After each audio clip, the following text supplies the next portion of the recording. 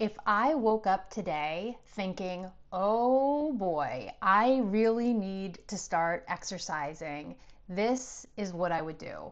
Hi there, my name is June Melia, and I've been a personal trainer for 25 years. I've helped my clients go from ground zero up to running their first 5K, losing 50 or more pounds, climbing mountains, all of that stuff, just by creating consistent exercise plans that work. So if I woke up tomorrow morning and I was sick and tired of being unfit, of panting my way up the stairs, this is what I'd start with. The first thing I would do is I would start tracking my activity. So that would look like wearing in a step counter of some kind. A lot of them come on our watches these days. Your phone might have one. And I would start by taking a real good look every day at what my step count is. And I would write down what my step count is every day. So that means that maybe you would notice the first couple days that your step count is around 3,000, 4,000, 5,000 steps a day. So what I would do in that case is the first week of deciding that I was going to be more active, I would be tracking my steps. After 3 days or 4 days of that, I would challenge myself to every day walk or step the highest amount that I had. So say on Monday you did 2,000 steps, on Wednesday you did 5,000 steps. You would take the 5,000 steps, the highest amount, and you would challenge yourself to consistently do 5,000 steps for the rest of the week. So 5,000 steps would be your bare minimum for the rest of the week. And that is where I would start with exercise or with activity. The next thing that I would do is I would start to add brisk walks or some sort of low impact cardiovascular exercise into my routine, and I would aim for most days, if not every day of the week, doing 20 minutes or more, if you can tolerate it, of cardiovascular steady state exercise.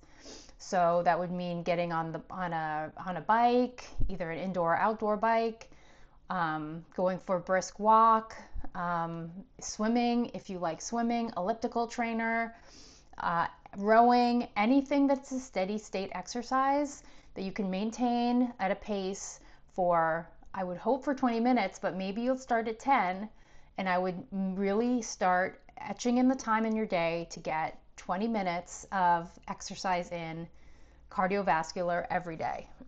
Low impact. So I wouldn't want you to start with running or anything, jumping, anything like that if you have been deconditioned for an extended period of time. Okay, so we have the steps is number one. Challenge yourself to increase your steps to the highest amount those first week or two that you've had. And then also doing a low impact cardiovascular workout for 20 minutes, if you can do that, at a steady state. So you might be able to track your heart rate on your watch, and then you would note where your heart rate is, where you're at a steady state. So a steady state would also mean that you are able to carry on a conversation the whole time you're exercising. So it would be like walking with a friend. You can talk, maybe get 5 sentences out, and then maybe you're like, oh, I'm kind of feeling breathy now. That's a lower indication of a lower heart rate, and that's where you really want to start. That's really important. That lower heart rate is important because you are getting your ligaments and your tendons and your muscles accustomed to exercise. And that takes about 6 weeks. It takes longer for your musculoskeletal system to get ready for exercise than it does your heart rate or your breathing. So sometimes we are off to the races too quickly because we don't feel out of breath. But really, we want to take it slow the first 4 to 6 weeks because we want to be sure that we don't hurt our joints, and then that would set us back and we wouldn't be able to exercise. So just keep it easy, keep it at a lower rate. You can note what your heart rate is at a steady state. So for me, like a walk like that, I'm 48 years old, and my heart rate is for an extended brisk walk on a treadmill at about 4.0 speed. That's a 15-minute mile. My heart rate is about between 100 and maybe 120 depending on the incline. So that's sort of like, as we call it, a zone 2. That's where I am for my zone 2, where it's brisk, but it's totally doable for me. Okay.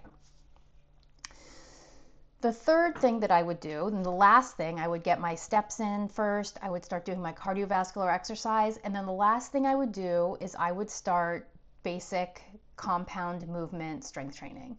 So a compound movement is any exercise that involves more than one joint moving. So say you're doing a push-up, right? You're here, you're doing a push-up. So here, what's involved are your shoulders and your elbows, right? Both of those joints are moving. So that's a compound movement. So that's great, because the more compound movements you have, the more muscles are involved. And so that really helps raise your metabolic rate, right, of muscle. So you'll burn more calories with that effort, as opposed to just doing bicep curls, and that's just working one joint is moving, and it's a small muscle. So I recommend my clients do compound movements. So squats, any big row movement, because that's elbow and shoulders, push against whatever, a wall, a machine at the gym, whatever, pushing, bridging on your back with your feet on the ground, lifting your hips. That's knee and hip, so that's like low back, glutes, hamstrings, quads. That's also a great exercise. So I recommend maybe having 4 exercises in the mix. I recommend using something like a Gym Boss trainer that keeps sort of a circuit count for what you're doing, so that you are just starting the basics of building body muscle. Muscle, especially, well, for all of us, but as a woman, I'm 48 now, and my goal is to maintain, if at the very least, maintain my muscle mass so that I can keep my metabolism running smoothly and strong as I get older. So strength training is really important for women, and it should be at least 50% of what you're doing in your workouts. Okay, so that's what I would recommend if I were to wake up tomorrow morning realizing that I really needed to start exercising. I would first focus on my steps. I would then focus on my cardiovascular health to get my ligaments and my tendons and my joints and muscles ready for the strength training, which would be the last thing that I would start incorporating in after maybe a week or two, maybe 2 to 3 weeks of getting exercise in. So that is it. I love helping people starting from ground zero and getting into a consistent exercise pattern. If you need help starting an exercise routine, please feel free to reach out to me. My contact information is right in the box below, and I really would love to help you get into exercise because it's super important. Okay, so I look forward to talking to you again later, and see you soon. Bye.